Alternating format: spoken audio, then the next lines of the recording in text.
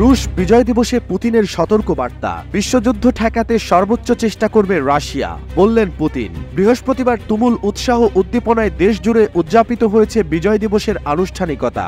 9 মে সরকারি ছুটির দিনে রাশিয়া জুড়ে চলে বিজয় উল্লাস। বিজয় দিবসের বিশেষ কুচকাওয়াজে মস্কোর রিড স্কোয়ারে অনুষ্ঠিত হয়। এই দিনে সেনাদের বিশেষ কুচকাওয়াজের মাধ্যমে পুতিনকে বিশেষ সম্মাননা দেওয়া হয়। পশ্চিমাদের বিরুদ্ধে বৈশ্বিক সংঘাতের ঝুঁকি সৃষ্টির অভিযোগে তাদেরকে অভিযুক্ত করেছেন রাশিয়ার প্রেসিডেন্ট ভ্লাদিমির পুতিন। সতর্ক করে দিয়ে তিনি বলেন, বিশ্বের সবচেয়ে বড় পারমাণবিক শক্তিধর দেশকে কারো হুমকি বা বরদাস্ত করা হবে না। পশ্চিমাদের পৃষ্ঠপোষকতা সত্ত্বেও ইউক্রেনের সেনাদের বিরুদ্ধে যুদ্ধক্ষেত্রে এগিয়ে চলেছেন রুশ সেনারা। এই পরিস্থিতিতে দেওয়া বক্তব্যে অহংকারী পশ্চিমা আভিজাত্যের বিরুদ্ধে নাৎসি বাহিনীকে পরাজিত করার ক্ষেত্রে সোভিয়েত বাহিনীর ভূমিকা ভুলে যাওয়ার অভিযোগ করেছেন পুতিন। পাশাপাশি পশ্চিমারা আবার দুনিয়া জুড়ে সংঘাত ছড়িয়ে দেওয়ার উস্কানি দিচ্ছে বলে অভিযোগ করেন তিনি। পুতিন বলেন, 9 মে সবসময় একটি খুবই আবেগপূর্ণ এবং মর্মস্পর্শী দিন। বিজয় দিবসের সমস্ত প্রজন্মকে একত্রিত করে। আমরা আমাদের শতাব্দীর পুরনো ঐতিহ্যের উপর ভিত্তি করে এগিয়ে যাচ্ছি। আমরা আত্মবিশ্বাসী যে আমরা একসঙ্গে রাশিয়ার জন্য একটি মুক্ত, নিরাপদ ভবিষ্যৎ নিশ্চিত করব।